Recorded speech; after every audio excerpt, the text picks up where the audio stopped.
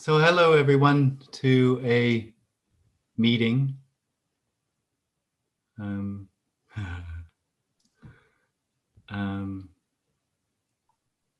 So what we're talking about, this is non-duality. It's not a thing, but let's just call it something. Let's call it non-duality. That's what we're talking about. And it boils down basically to two ideas.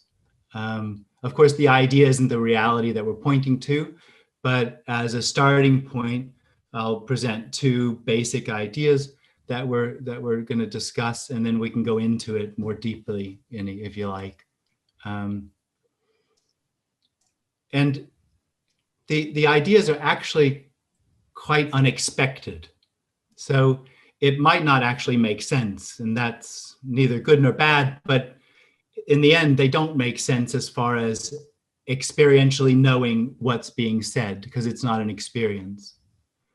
But it seems fairly clear that we can say what isn't true and impossible to say what is, which of course is utterly dissatisfying for the person, for the individual that's looking for something. So that's a good start, because the individual that's looking for something is an illusion. The individual is the experience that I was born, I have a life, I am living, and the result of my life is what's happening now, and that this happening is about me. It's basically all about me. That's an illusion. This isn't actually about anything. Like literally, it's not about anything. It simply is what it is, and that can't be said. And so the second bit is that this, which is as it is actually nothing. It's actually no thing appearing. Now that doesn't make sense. I understand that. It's not in anyone's experience. It's not in this experience either. It's just when that experience of the individuality apparently stops, what's revealed is the appearance is nothing. It's no thing appearing. So the whole thing is about nothing. Much ado about nothing.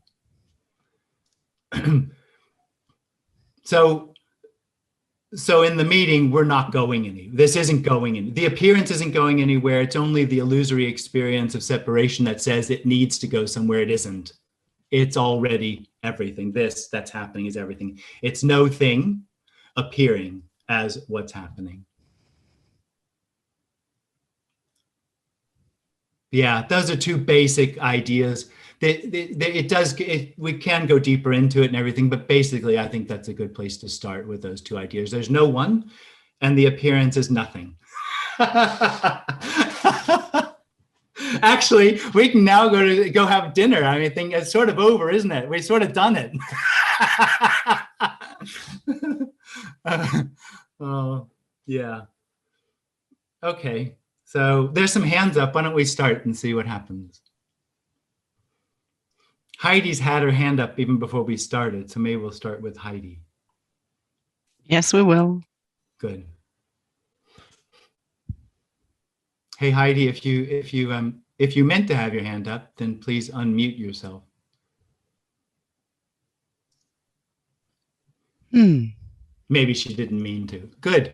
Then we'll go. Who was next up? Ciaran. Good. Let's go to Claren. Yeah. Hi. Hey. This is Kieran here. Kieran. Hey there. I heard you say something at the earlier session that I thought might give me a little grip. Unlikely. Yeah. Unlikely. Yeah. But you mentioned a difference between the apparent and the illusion, and in two specific cases where the illusion was. But what is the difference from your perspective? Yeah. So the apparent is what's arising. Everything that appears is apparent. And apparent means it's not real. It appears, but it has no reality. There's nothing behind it. There's nothing in it. It's not coming from anywhere. It's not going anywhere. It just appears. And that is all inclusive. That's without beginning or end. It's limitless. The appearance is limitless. has no borders. So there's no way to get a hold of it, because getting a hold of it is also it. There's no outside. The illusion is that what's happening is not apparent, it's real.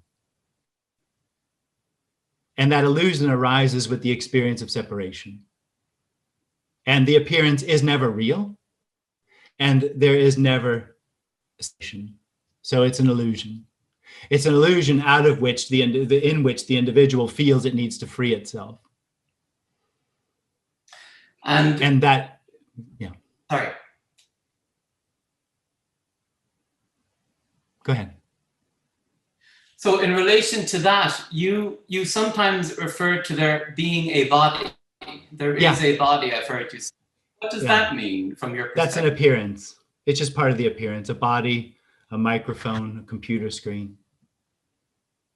It's just the appearance.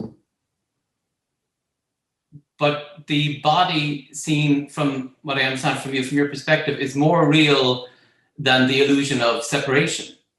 Oh, well, the illusion of separation is not real. It never happens. It's an illusion. The body apparently happens. But an illusion can be a real illusion, can it not? Well, that's the experience, yeah. Yeah, but it's less real than normal illusions, because an illusion, when that ends, you could say, oh, that was an illusion. One fundamental part of the experience of separation is when that ends, it's recognized never to have happened. So it doesn't actually end. It's recognized that it never actually happened. So from what I understand it, at least basically, everything that we experience happens in the mind. We're not experiencing physicality in any way. I understand this is all not real, but like, all we ever see of reality is in our own mind. We don't have any experience of anything else. Yeah. Yep. Or the brain. But the brain is like an image in our mind that connects to whatever the brain is, if there is a brain. Like it's an icon on a desktop. Like yeah. You know, and I'm not talking about non-dualism here. I'm talking about in the apparent happening or unfolding. There have been 4.5 billion years of evolution, and people like Donald Hoffman will say that what we're seeing is not real. It's just what we've compressed the information to make sense for us. Fitness speaks truth. This is argument. Yeah. I know you, but in that sense, what you're saying is there is no, even within the apparent happening or unfolding, there's no structure, even if it is. But if there is a brain, structure. But if there's do you think there is a mind? I don't know what that means. I mean, for me, when people say mind, I think what they're talking about is thoughts. And if we talk about, and when you talk about, you know, neuroscience, and that the brain is that which images or receives everything, then actually, you know, scientifically, we're talking about a brain. The brain does that. But the brain is only one image amongst thousands in our mind. Okay, absolutely. You don't. I don't mind. We can talk about. We can use mind if you like. Okay.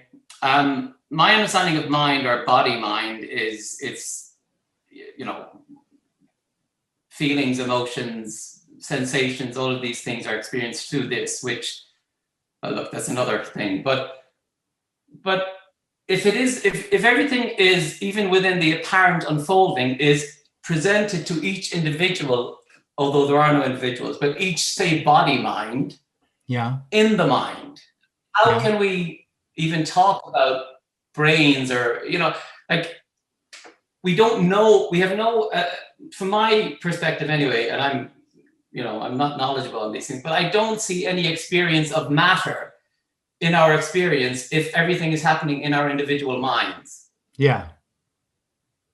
So in that situation, what I'm not understanding from what you're presenting is, how can there be a body, even if it is in the apparent unfolding, if it's all in the mind of the apparent unfolding, or the individual minds of the apparent unfolding?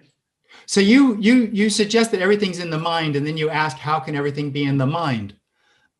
Well, you would know the answer to that because you made the suggestion. What did I, remind me of what I said? Sorry. I said that everything's in the mind, and then you ask, how can everything just be in the mind? And I wouldn't go down that logical way. I wouldn't say that there's an experience, because there's no experiencer. I wouldn't say that there's all these different realities in the mind, and that this mind is having a different one than others. All of that is an experience in separation and trying to understand the appearance. The message is that all there is what arises, and that is no thing arising. If you begin to differentiate and try to work it out, you get into a story about the appearance. And there is no explanation for this. An explanation is just an explanation. It doesn't explain this. But the arising is arising in the mind. I hear you say that. And when you do that, you will have to come up with an explanation about it. If it's arising and not scientifically in the mind, if there's no position for it, then it's simply arising and requires no explanation. Okay, well, we had a chat about this before on the phone, and I was trying to get my head around it then. But I suppose I'm trying to figure out where, even when you refer to all these things happening and there may be a mind, but my only first experience, this is from my perspective, obviously. Totally. But my only first experience is mind. I understand what you're saying.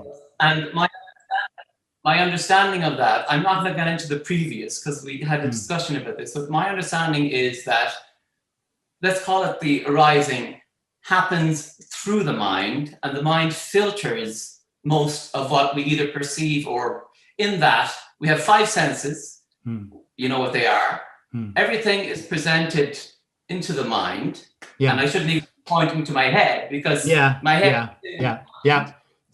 and then there are two other filters, space-time, and they filter infinity into space and eternity into time. So mind for me is like a headset, basically, a very complicated headset, but still just a headset. So I'm trying to figure out,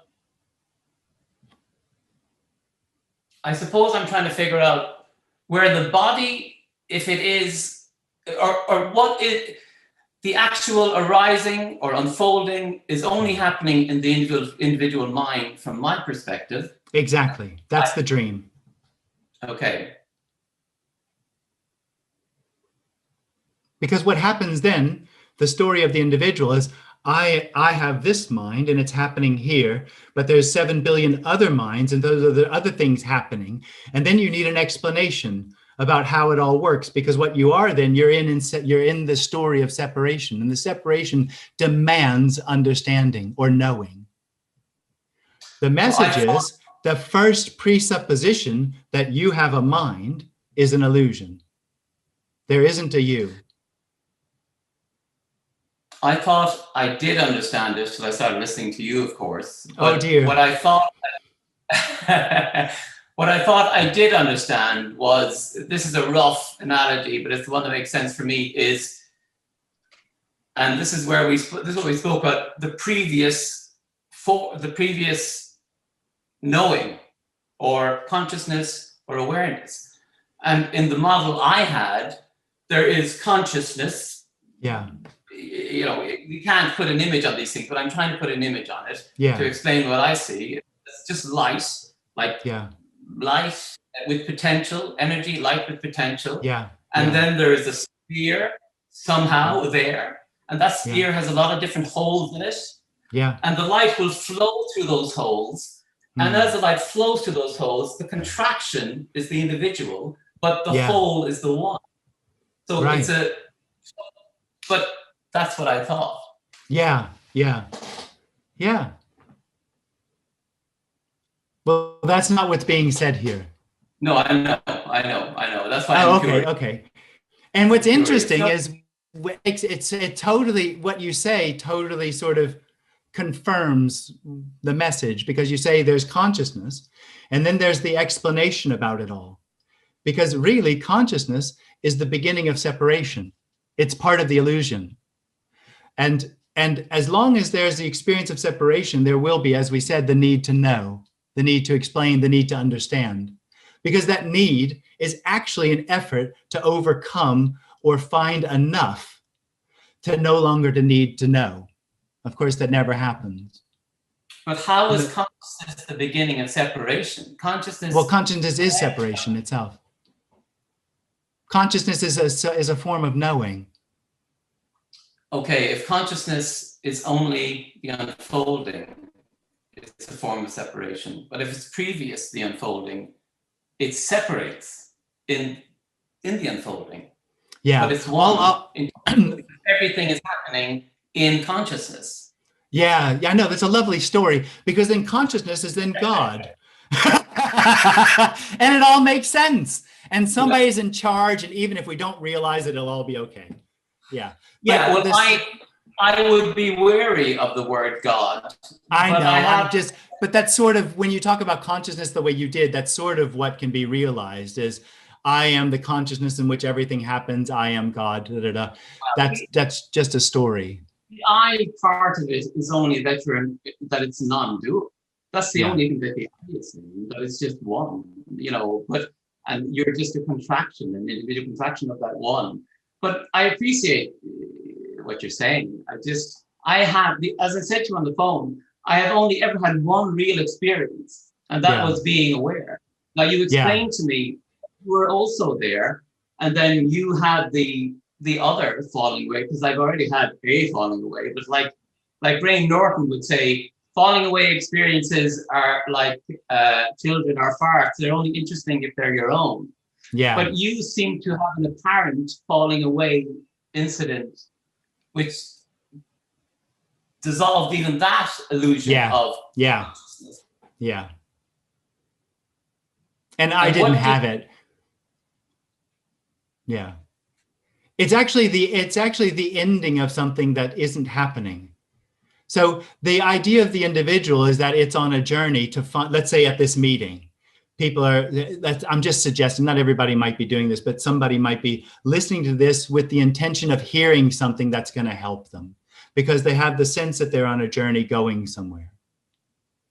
Whereas the message is, if the falling away happens, what's revealed is this is everything. And that's not a story. That isn't the result of falling away. The falling away is a story. So anything that the individual is waiting for something to happen in the future, it never does happen in the future. If it falls away, this is it. This is everything. And so any realization or glimpse becomes just part of the story, or revealed to be this, which is really what happens. All of those glimpses are just this.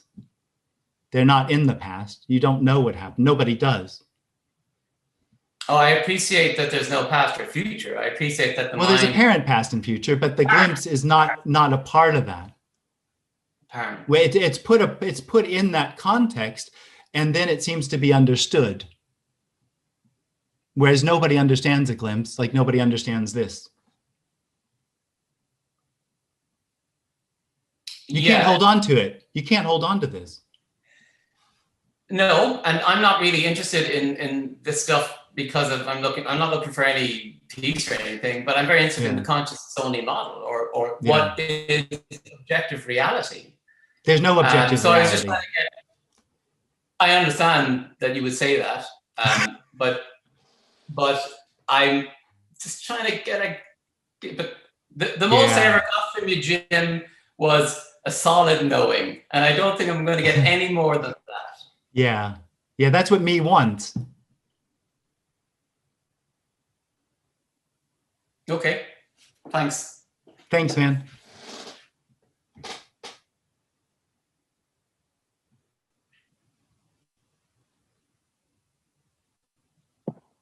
Hi, Jim.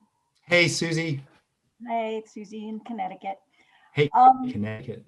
If there's no one, no I, no you, especially in animals, I've heard you say that, there's no I in animals, then I may have asked you this before, but I don't really think that I digested the answer. When it comes to grief, what are they, animals or we? Or who are we all grieving? If there's no loss, dies, what are we loss, grieving? Loss. Loss of someone that we love, though, right? Well, love arises, but not for anyone.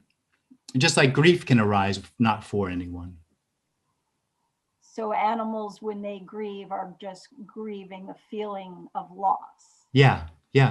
Like my cat, like the cows next door. Right.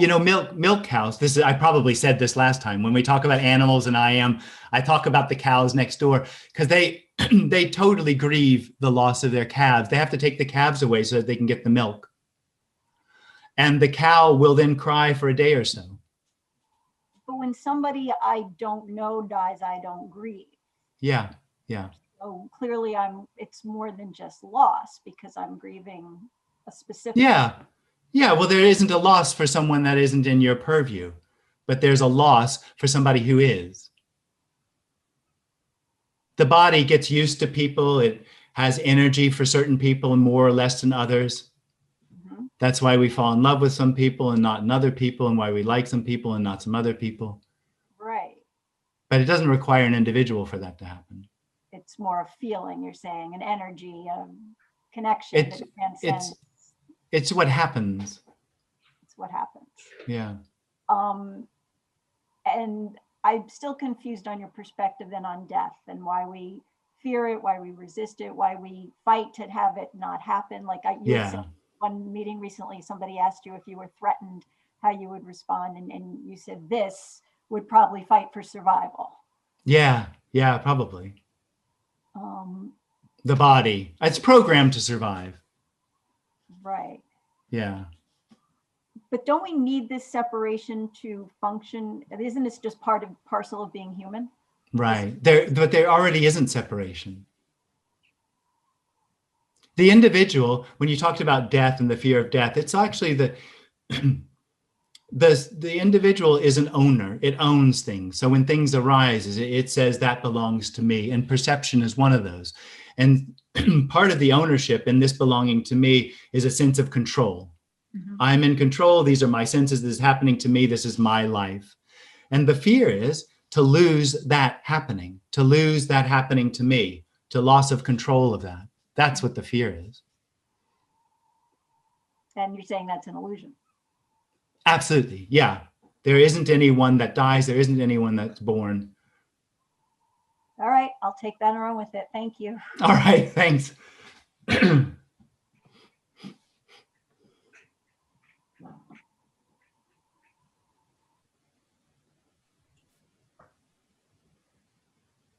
Keith.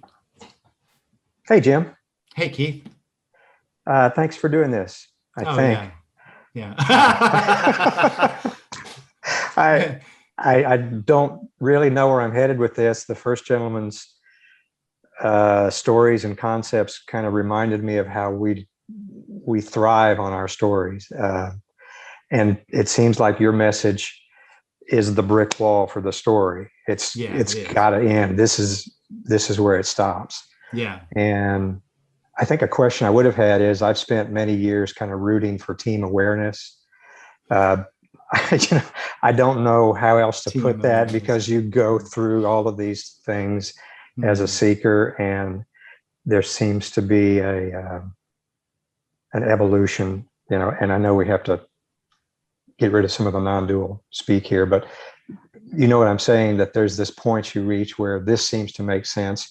So the awareness story has been pretty compelling for a long time. Yeah. And I had seen you and Tony a couple of years ago and looked at it, and it didn't register for whatever reason, didn't make sense. And now I'm sitting here, it sure as hell still doesn't make sense, but there's something that resonates. Yeah. So now I'm wondering what happened to awareness.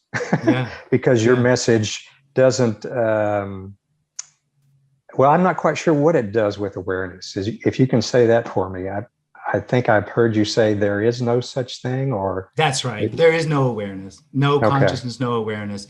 That's part of the dream of separation. Bummer. So there goes that Not story. really. Not really. Because what we are talking about is unconditional freedom. Sure. So there's no limit to it. Consciousness would be a limit. It would depend upon being conscious, or awareness would be dependent upon awareness. Now, both of those things, as they appear, are unconditional freedom appearing as that. So it's not like they're right or wrong. It's just illusory.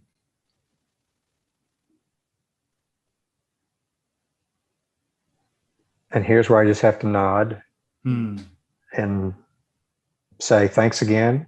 You know, thanks, Keith. Again, you hit the wall with the concepts. Yeah. And I think that's the beauty of this message, is that the mind just finally, at some point, has to give up. Yeah, if it does. If it does. Yeah. I don't think it has yet. No. Okay. When it does, it'll be this. Okay. It won't be a future this. It won't be another this. And it won't mean anything to you. And that concept resonates. I mean, the conceptual aspect of what you're saying, I guess resonates is as good as I can go with. Yeah. That speaks to this right now. Yeah. So well, when you say now, I'm sorry. I know. It's just there isn't a now, because there isn't another time. The revelation is there was never anywhere else. The experience is there's here and somewhere else. That's just part of the dream. Sure. This is absolutely everything. Languaging this is difficult, especially with someone who has the appearance of being past that point of the conceptual restrictions. So, yeah. Okay. Thanks, Keith. Well, this is fun. Yeah. I think. I think. Oh. Hi, Jim. It's Yaran from Sweden. Hey. Hey. Nice to see you. And you. No, you. Something happened. I can't hear you anymore. There you are. Now I'm unmuted. Nice to see you, Jim. And you. Yeah. You're well? Good. Thanks. Yeah, very well. Yeah. Thanks for the meeting. Yeah, thanks. I've been wondering, you're talking a lot about apparently, and I'm a Swedish, you know, apparently for a Swede, it's like I need to try to figure out the apparently. It's because I guess what we're talking about is this is it. Yeah. This is the conversation that are happening is the alpha and omega. Yeah. And all else that arises, like, I'm in Stockholm, I'm on vacation, and it's a story. It's the alpha, but that's also the alpha and the omega appearing as a story. So it's just like, but the person or the individual, is he like, he's just a story? Yes. Yeah. So if there were a person, then he would be here now, and I would like see him, or like, I feel him, or how would you say? You're talking about the contracted energy. Yeah, the experience. It's. I guess the best way to talk about it is the experience that the I am moves through time in a real way. Yeah, that's the illusion. Yeah. That's the illusion. Yeah. Yeah. Because I read somewhere that Ramana, he said that the time of realization will be here and now, and then when that is, then you will laugh, like I'm paraphrasing. Yeah. And because if this is it, and this is it, then it's like it's useless to try to find something else than this, because it's already this. Yeah. Yeah, it's hopeless for the separate experience. It's a hopeless activity of trying to overcome separation that isn't already. So would you say, because one of the guys earlier asked you to speak Spanish, so then I wonder if this message would be in Swedish, lagom. Lagom. No, I don't think it would, because lagom means perfect for me. Yeah. Exactly the way I like it. But you know, lagom is like perfect for everybody. If you're a Swede, That's right. lagom is always good. Yeah. So yeah. But I guess the message is just ordinary. Yeah. It's just sitting on a couch, having a conversation. Yeah. And looking on a computer screen or what is. Yeah. And it will never be better than this. This isn't good. It is good. Oh, okay. Yeah, but okay. Good is part of the dream. Not good? No, it's neither good nor not good. It's neither good or not good. Is it just is? Yeah. Or is it? Yeah. So without understanding. But would you say in the story about Jim, would you talk about like there been a seeker earlier in the story and like and I can see that the seeking energy is quite like an addiction, you know. This will give me the next thing. If I meditate, I do this, and in the story of Jim, have you experienced the same? Oh, it is. Well, yeah, of course, that's the story. Every story in that sense is the same. It's an addiction to knowing, an addiction to experience, an addiction to being, existing. Yeah. And would you say like pain, the psychological pain, is that I think there is a better time in the future than this? That can be psychologically painful, but we're not talking about the end of psychological pain. We're talking about the end of the owner of psychological pain. So everything could arise. Like, pain or whatever. Yeah. Perfect, Jim. Thank you so much. Thank you. Thank you for doing this. Nice to see you. And you. Yeah, thanks.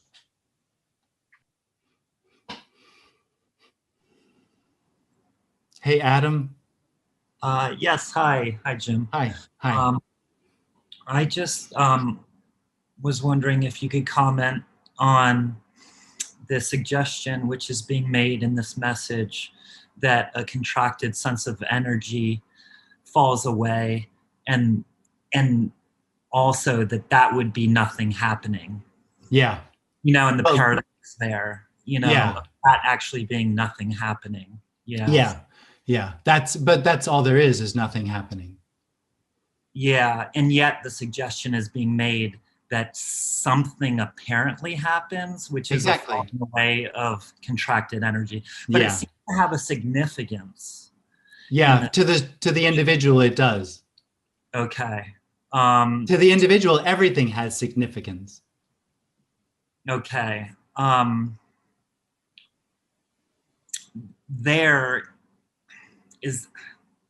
Why is that part of the message if it has no significance? Because it seems to happen. So just like there's no individual. There already isn't an individual, but we do talk about the experience of individuality. There is no separation already. There's no way to bring about the end of separation because it's already not happening. But we do talk about separation because there seems to be that experience. But you know, the dropping away of the contracted sense of energy, or the contracted energy, would seem to be a condition for the losing the sense of separation. That feels like the beginning of ownership, like something that's gonna happen, right? Yeah, So- but the individual lives in a world of real happening. And so when this says the contracted energy falls away, the individual necessarily sees that as a real happening, which it does or doesn't want for itself. And the message is nothing ever really happens. So, and yet the sense of boundlessness, a sense of not being, I guess, limited by separation, would correspond with like just a sense that, you know, there's no limit to like the energy that maybe one feels in the body is not like separate from, like there's no boundary. Yeah. Or something. Yeah, I wouldn't say it like that with the energy someone feels in the body, because if there's someone feeling energy in the body, that will be separation. Gotcha. So yeah, just energy, the feeling of energy in the body arises for no one. Yeah, already. Yeah, and that not being owned would be just the sense that, you know, this is already everything, kind of. Yeah. Okay, well, thank you. All right, thanks, Adam. All right.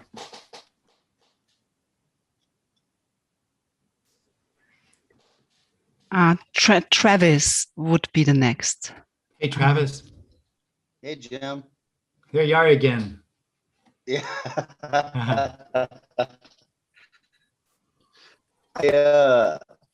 So I'm trying to figure out how to phrase the question. You talk about everything is real and unreal.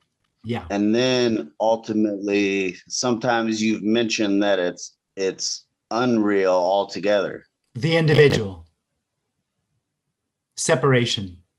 Consciousness, awareness. Those are all unreal altogether. Oh, okay. Yeah.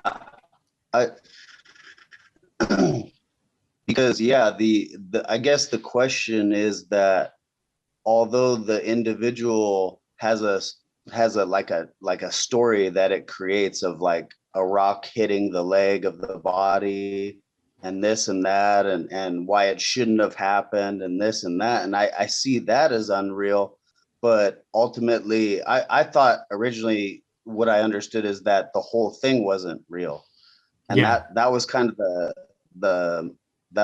the question I had, is that it does seem like there's something happening, but the story we create about it isn't real. Right.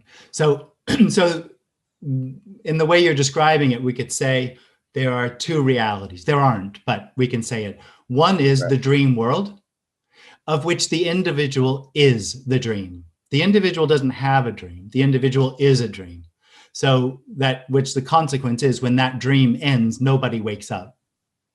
So like the man we were talking about before, Jim didn't have a happening that revealed this is boundlessness. There was the end of the story. Nobody woke up to the revelation that there is only boundlessness. And then the second reality is the ordinary reality, and which is this, which is only apparent. So the first one's completely illusory, and the second one is an appearance, which means it's unsubstantial. There's nothing to hold on to. What can you describe insubstantial? Like, what do you mean by insubstantial? Like, because like when I see my cat, for example, it appears there's just, it appears there's so much that was put into the cat being the way the cat is, the way that it looks and the way that it senses and sees a bird. And so that still feels real here. It's like, wow, that's amazing. It's incredible, but it's like, I thought originally that some of your message was that even that is illusory. Ultimately. The only illusion is that someone knows that. Right. So what you're saying is that the individual that sees that and puts its perception and understanding into it, that's unreal, but is there still something happening, or? Only apparently. Yeah, that's the part that's the part that is tripping me out. Like, yeah, it just, well, that's the whole point of it, because incredible. you can't hold on to it. That's the whole point. Right. The experience of separation is the experience of knowing, or the experience that I can hold on to something, which is why death is an issue. Because I have the experience that I already hold on to, or I know my perception, and that death threatens that. That's the illusion. Nobody can hold on to anything already. Right. There isn't someone here trying to hold on to it, but it's like, it feels like there's someone here seeing it and it's going like, wow, that's incredible. Like, how could that be unreal? It looks like, a million years of evolution in process, and it's like, it's just, but a million beautiful. years of evolution is just simply this appearing as a million years of evolution. There are no million years of evolution. Not really.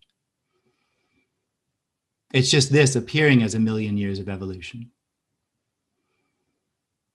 Yeah, that's the part I don't quite, I mean.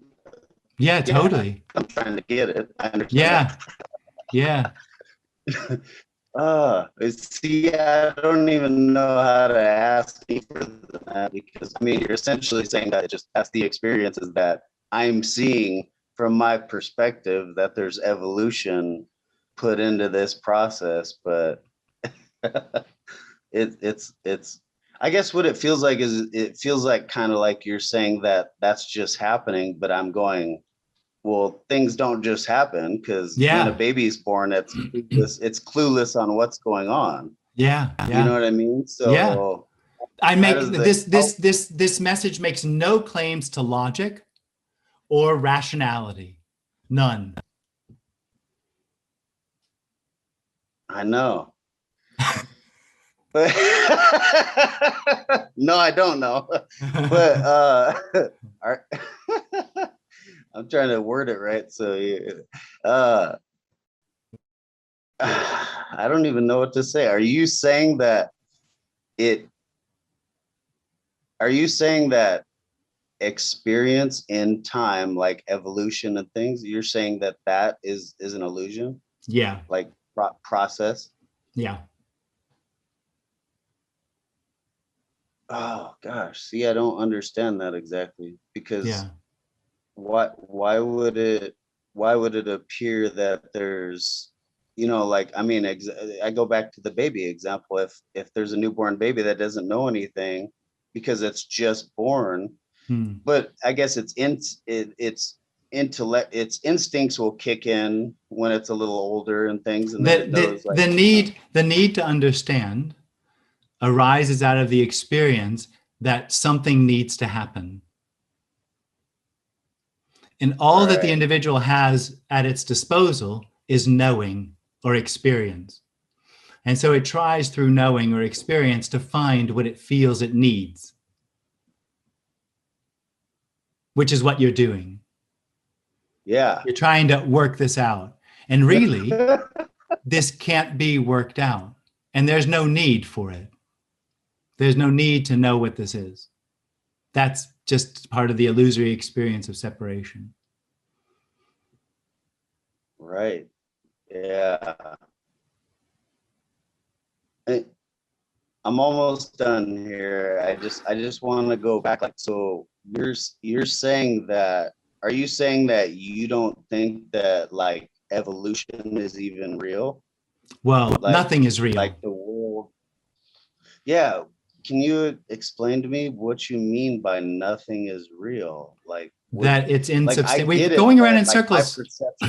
Yeah. Yeah, kind of. I know. Yeah. I'm sorry. That's all right. Nothing is real is just saying that the appearance is everything. There's nothing in it. There's nothing behind it. It's not coming from anywhere. It's not going anywhere. It has no meaning and purpose and no intention.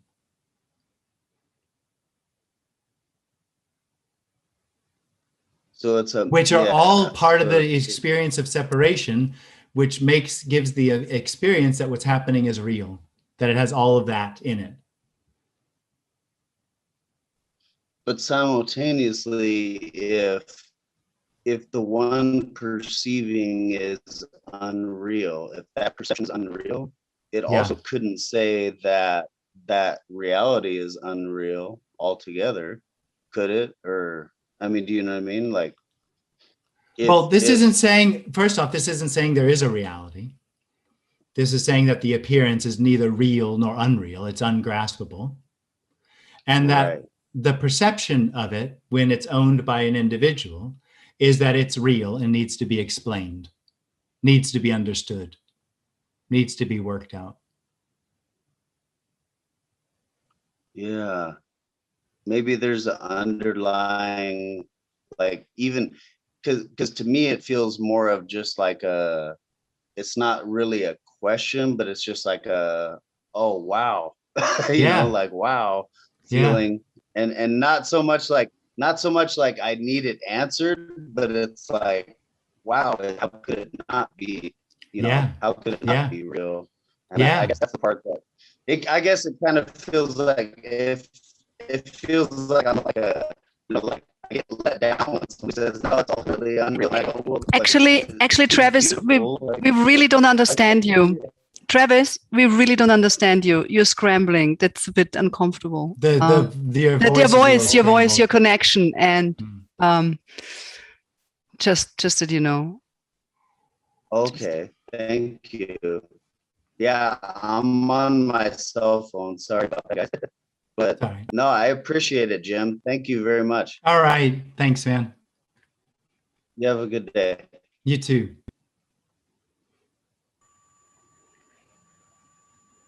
Two 5192 Solomon or so, isn't it?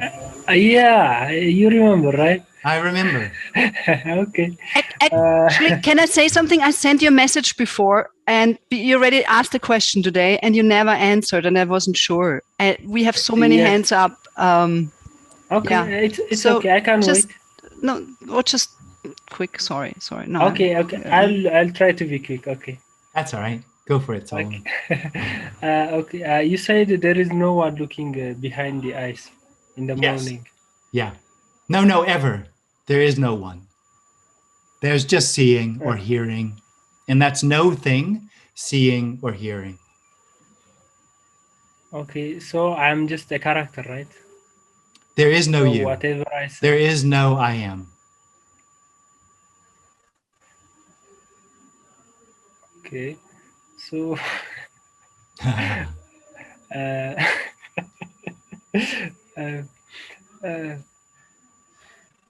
so what's the point of all this then? Nothing. It's unconditional freedom already. It has no point and no need for one. Oh.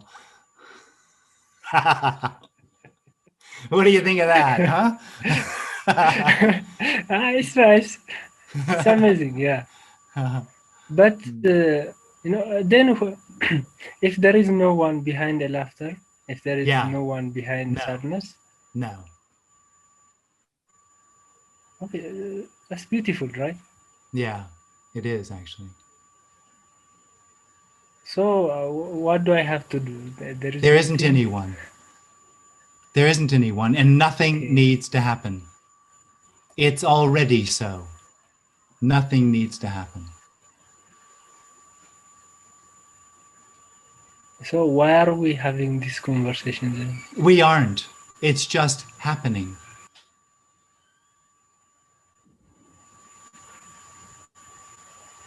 Okay. But is there any other way, you know, to, you said the contraction is mainly in the body, right? Yeah. It's an energy contraction. Yeah.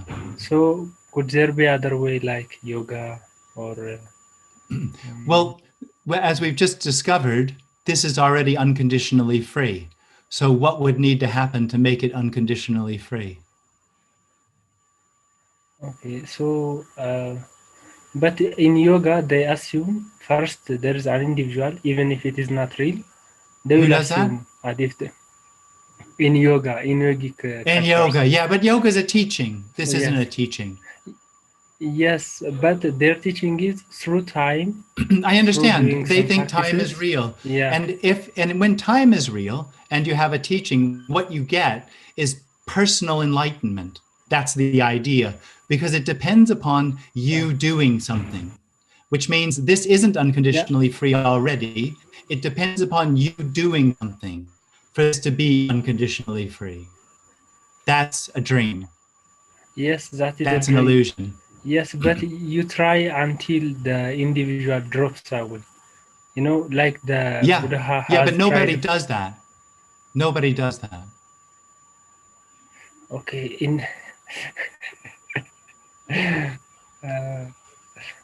okay, so yeah, it's just all about living then, right? I can't hear you. It's just all about hearing, living. It's just about hearing. It's not about anything. This isn't about anything. The entire appearance has no purpose, meaning, or intention. It's already unconditionally free. It's not waiting. It is already. Yeah. So that is mean every appearance is just nothing, like people suffer, like there is pain, there is sickness. Yeah. Yeah. It's just nothing. That's just nothing, right? That's just nothing, paining and sickening. Okay. Good news is it. I'm loving this. Same here. Okay. Rita has said to make it short, so I will leave. Okay. Thank you. Thanks. Okay.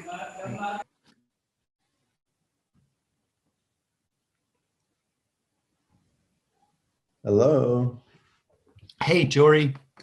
Hi, Jim. Well, it feels like I just talked with you a month ago. I'm becoming like a regular on these things. Uh-oh, it's all downhill from here. I know it is. But it's like a moth to the flame. I swear it's like totally. So anyway, I mean, it's been inspiring to me, and I had this experience that was really like, oh shit, it's like, in a way I'm kind of done, you know. It's like I go on these hikes, and I've been going on this hike since the whole COVID thing happened. It's this particular hike that I just started loving, and there was this tree, and I started like touching this particular tree, and oh my God, you're freezing. Am I freezing? No. Huh? No, you're not freezing. You're not freezing. Oh, you're okay, good. okay. So Sweet, do you want to turn off your camera? Yeah, so it was like I would touch this tree, and I would touch this tree a certain way, and I would feel this just beautiful feeling. And so then this last week, I went over there and I touched the tree, and I'm like, oh, wow, this is a tree. And I realized, well, this could be any flippin' tree. Yeah.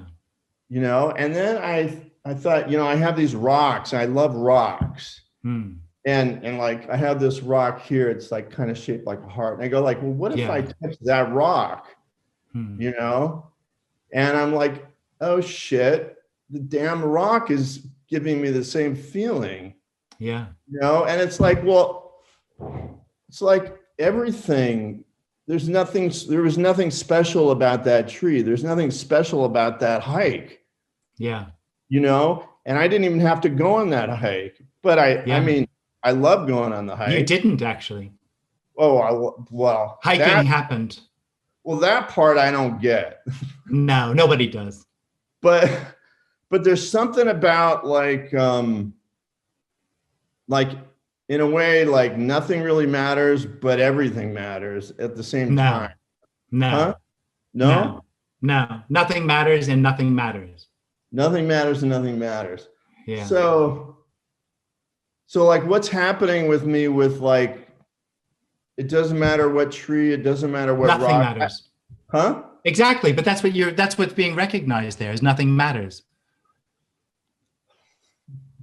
But there's a beautiful experience there.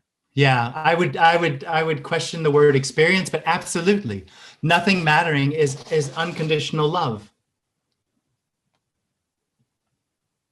Yeah. So then the rest of all this is just like a lot of talk almost. Totally. Absolutely. There's nothing to say. It's done already. Okay. But like yesterday, I was like doing my taxes. I was not having this experience. Yeah.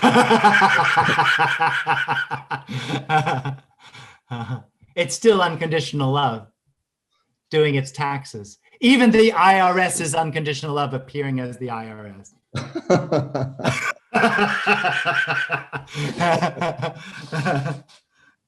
All right. So, yeah. So I don't know. Maybe I'll be here next time. Maybe not. I don't know. You're already not there. In a way, it's sort of bizarre. I mean, but it's lovely to see you. It's nice. Yeah, it's great to see you too. So I think that's it for now. Thanks, man. Cheers and bye-bye. Bye-bye. Okay.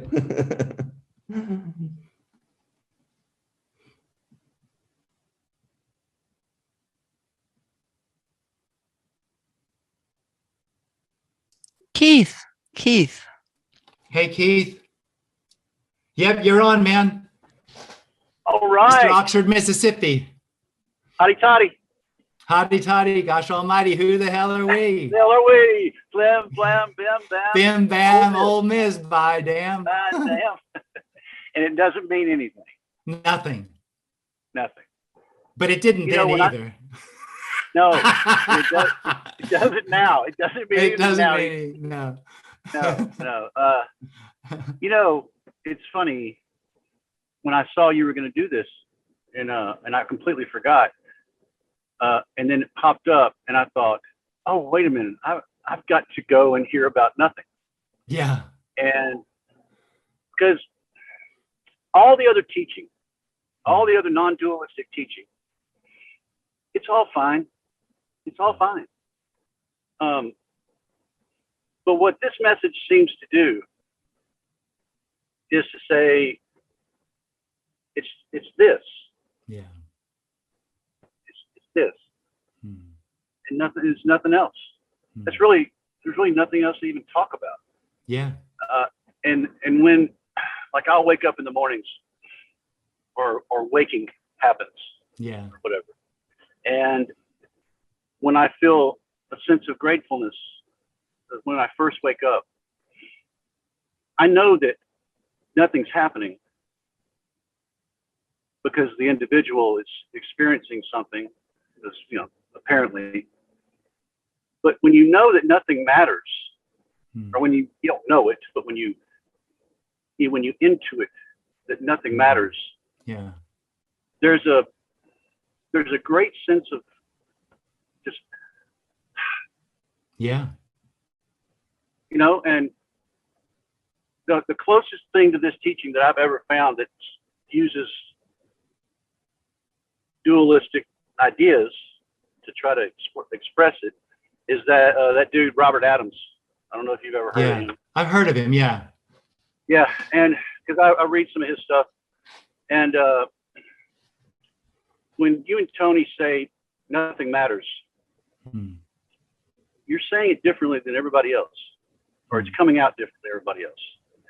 Because if there is no other, and if there is no not now, because there is no now, because there's no not now. That's right. Right? Yeah. Yeah. So here I am. I'm driving my van down Jackson Avenue, which you've driven down many times. Yeah. And nothing's happening. No. And so I'm just calling to say hello. Oh, great. Hey, thanks, man. Lovely. Man, lovely. I'm just calling to say hello. I love your wife's Instagram stuff. Beautiful.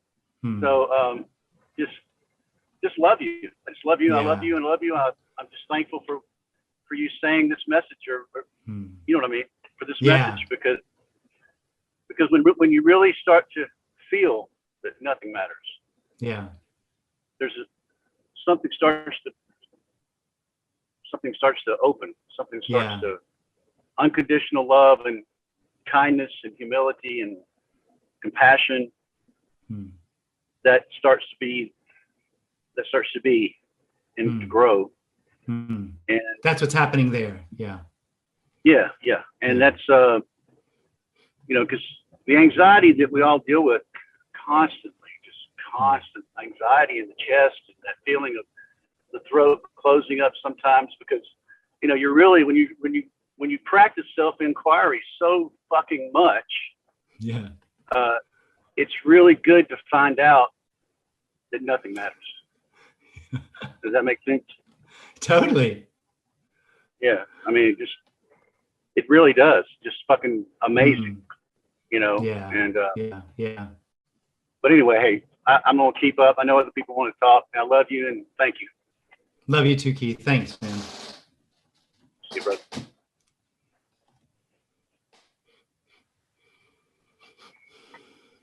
Hi, Jim. Hey, Arif. Hi. You doing good? Enjoying the summer? Yeah, awesome. Yeah, it was a bit hot the last week, so yeah, I really, that was a time when I really wished that I wasn't there, and then I had to remind myself I'm not really there. But better now. Yes. I think a question that I felt was very strong, or that sort of arose by itself. I was holding on to it, and then Keith started to speak just a moment ago, and something started to dissolve. So I had to very strongly and actively pull myself back and focus on the question, substantiate it. I think I'll try and give it a go. So I from what I heard you speak, as you know, some strange stuff of being on one side and the other side of the threshold keeps happening to me since past months. So what I'm hearing you speak, and I guess that's the part that's starting to dissolve with listening to Keith and yourself just a moment ago, is so things having substance. I mean, the feelings of substantiality, whether it's physical or otherwise, or process, or the sense of time, or sense of movement, or change, all these are contingent on the sense of separation, which is a dream. Yeah. Fuck. Well, that was concise. Yeah. Yeah. I guess I there's nothing to worry about the summer heat anymore. It's not there, so it doesn't matter. Yeah. Take care, man, and hope you have a good time. And you're having a retreat, is it? In the coming weeks. Are there? In the Alps. Are there? Yeah. Wow. Great. I don't know if I can join for that, but are there plans for the sort of meetings we used to have on the week? Somebody's going to have to find us a place, because we've given up our office. So we're waiting for a place. If there's a place, we'll do it. Great. I hope that works out soon. Yeah, great. To meet you and Rita, and face to face. Take care, man. Thank you very much. You too. Thanks. And I just want to say something about the guy before. I mean, I understood what he was talking about and all of that, Keith, but he did call it a teaching. And it just has to come out that this is just not a teaching.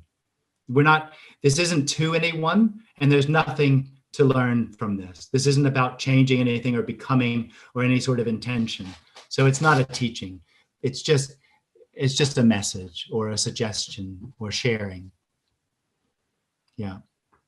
Without intention. It's a response. Good.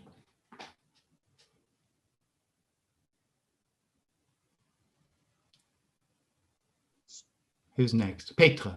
Hey, Petra. Hi, Jim. I don't really have a question. I just want to say hi and thank you so much for all your videos, and it's so relaxing to listen. And after years of seeking, now it's so good that there is no one. There's nothing. There's nothing to do. I'm just love you and love the message. It's just wonderful. Oh. Oh, how lovely. Yeah. Thank you. Thank you. Thank you. Thanks.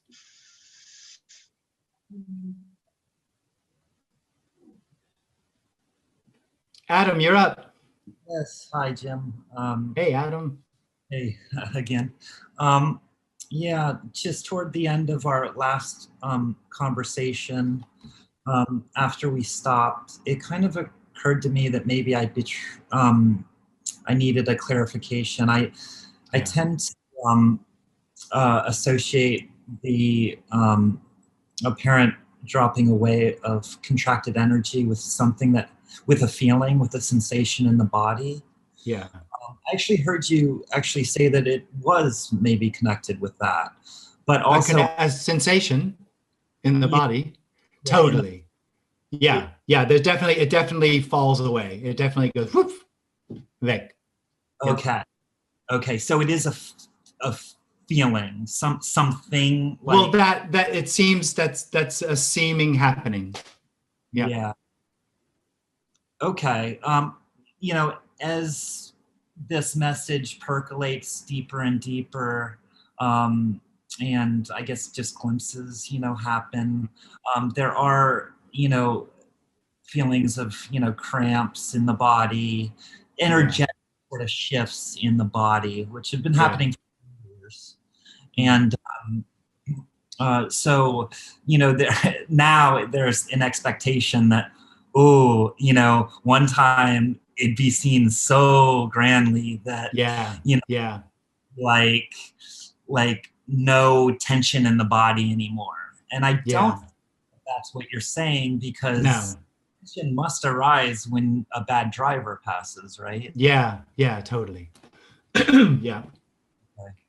And I think one misunderstanding might be that that falling away is a part of a continuum, and it's not.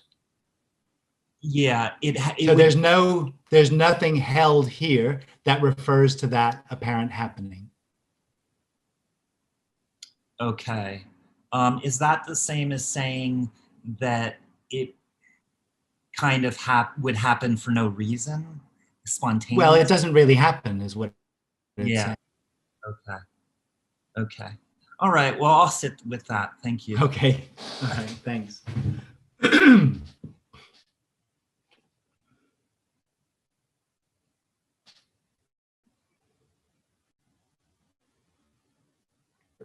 Hey, Anton.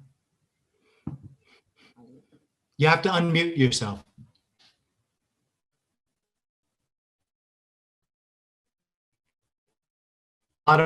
Yes, that's fine. Yeah. So, hello? Yes, okay, thank you. Hello. Hello. Yes, it's okay now? Hello? Hello. Yeah. Hello? It's fine? It's working? Yes. Yes, Hello? I hear you. I hear you. Hello? Jim is a little bit set up, but I hear you. Me? Hello. Hello. Jim, you are very your thing doesn't work. Anton works. It's Jim who is having the problem. Yeah.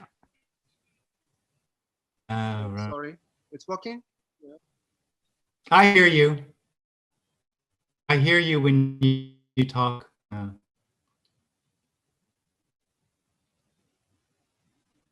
You have to unmute yourself.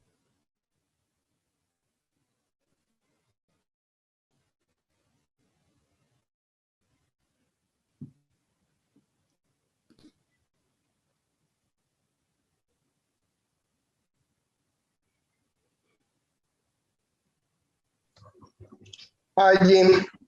Hey, who are we talking to? This is Vipula from Sri Lanka. Hey there. I spoke to Sri you. Lanka, wow. Yeah, I spoke to you in the previous session as well. Yep. In fact, I raised my hand because there was no one else asking you any questions. So I thought maybe, I'll share a few comments. The other day, I watched your interview with Sam Harris. Yeah. And I must tell you that was the most enlightening the interview, because I mean, two different worlds are being I'll tell you, Jim, it was hilarious because at the same time I appreciate, because you didn't want to compromise because there's no point in doing so. No, there's no way to cut the message. Just doesn't compromise. Yeah. Then you say at the very beginning in most of your sessions like this, there's nothing on offer. I mean, there's nothing for you. I mean, you clearly see it, right? I know. On the one hand, yes, you are being very honest, about this. But at the same time, the number of people, because I have been working for some time, maybe a few years, the number of people who are wanting to hear your message is also increasing. I mean, it's like a paradox, it also shows that people have been going from one master to another and another, and you're looking for some. Then finally end up somewhere here. And so it's not really a question, Jim. All what I'm saying is that this paradox is going to trouble you a little bit, because every time, I mean, this earlier session, I saw there was one person who was raising certain things about the worldly affairs, and asking, is it really happening? I mean, how can you possibly answer, So it's So I mean, just to end this thing, it's a repetition of a question. So this, what is, and the appearance and the sense of self, it's what shall I say? It's not what anyone thinks what it is, right? No. Yeah, exactly. Totally. Yeah. So thanks, Jim. I appreciate that you are like, you're doing a mission impossible. Yes. Thanks, man. Thank you. Thanks, Jim. Thanks. And just because it's been said so often, it's not my message. This doesn't come from anyone. It's the same as everything else. It's no thing speaking. So it doesn't belong to anyone. There's no authority here. There's no specialness. Nothing's been achieved and nothing can be shared. It's just simply a response to an illusory experience of separation, and it's not personal.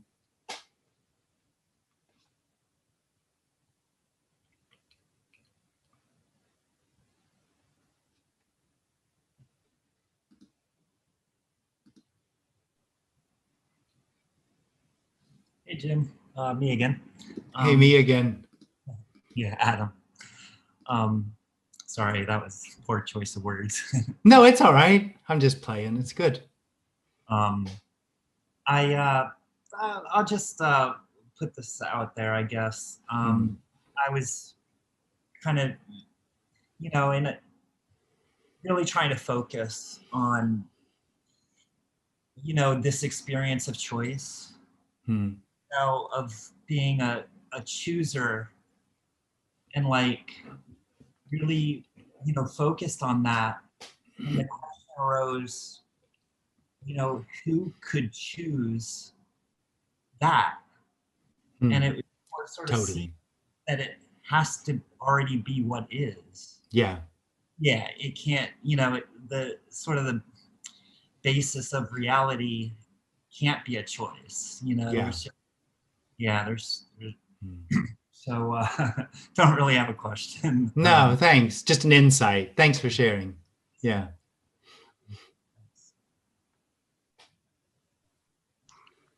Hey there, Saeed. Saeed, yeah. Yeah. just another sharing, because I want to probably contemplate on what you will say, or because apparent, I will say apparent because I'm going to use individual. Apparently, what he's expecting that he will realize, but that realization would also be this ordinary already what's happening. The real what is expecting to be realized would also be what's happening. Yes, absolutely. There is only what's happening. Yeah, absolutely. Yeah. So this is already what's happening, and yeah, in a sense, it's already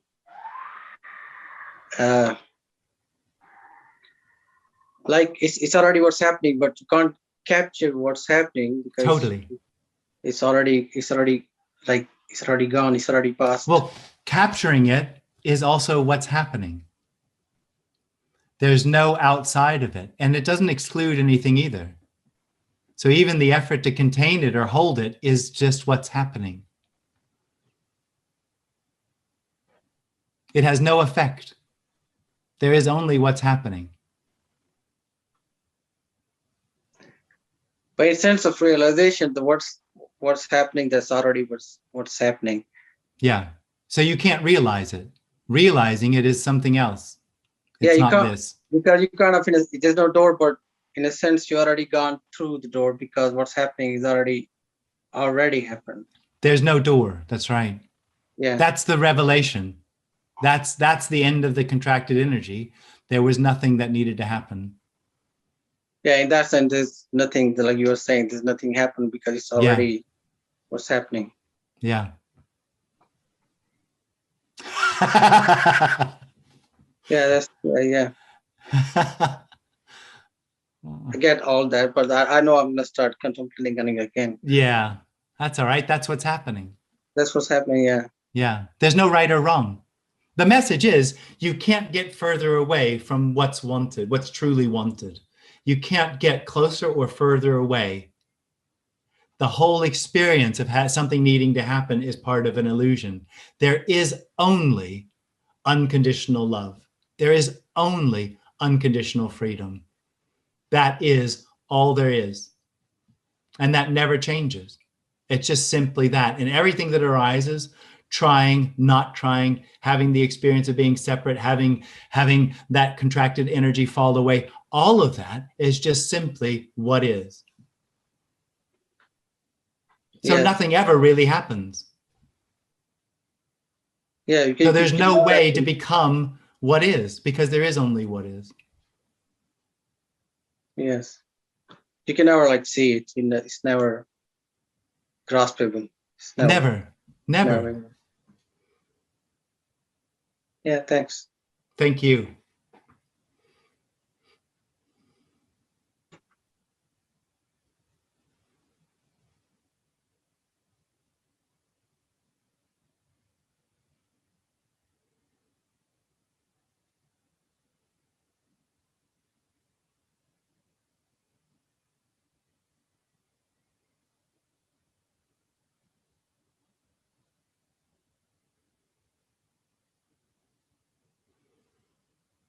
Hey, Travis.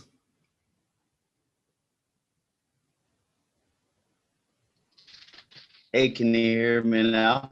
No. It's the same, man. Oh. Try putting your phone up somewhere else or something. See if it gets better connection somewhere. Okay. Can you hear me now? That's much better. Now I don't hear anything. Oh, there you go. Yeah. So if no, man, it's not working. An individual. Yeah, there isn't an individual. Yeah. Then there's nobody that can say that it's ultimately unreal either. Totally. So it's just what appears. Yes.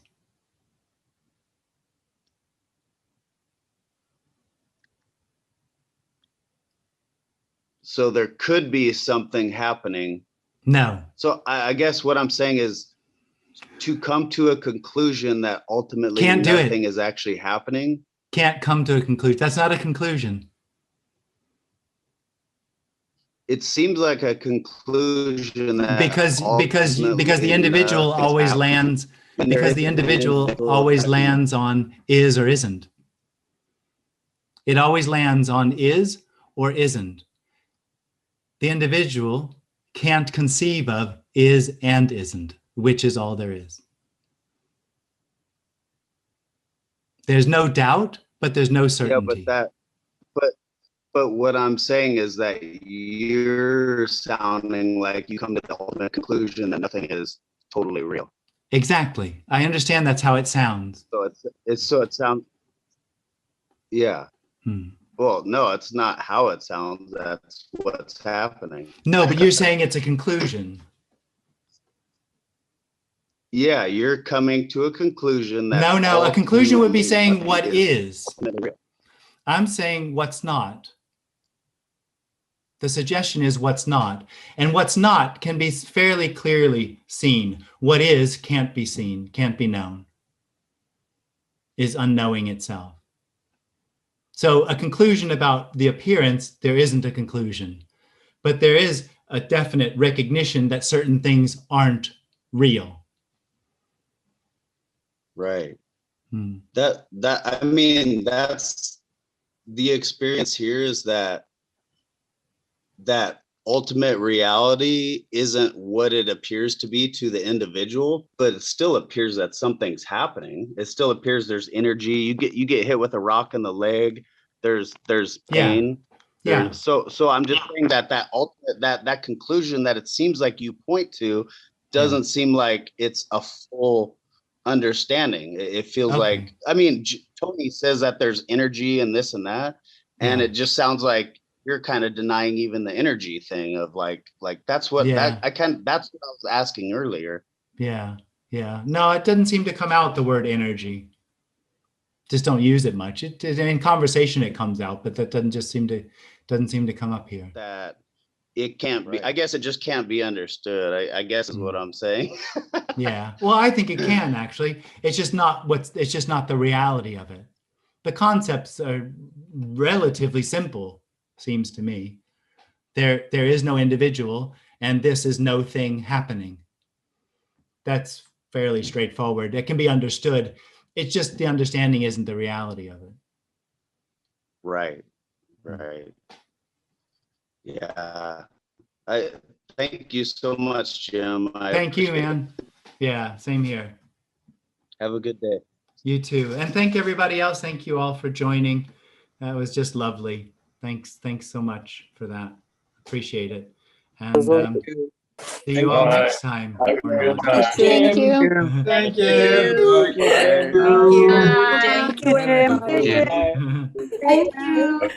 Love you. Thanks, guys. Love you. Love you too. Love you. Bye, Jim. Bye-bye.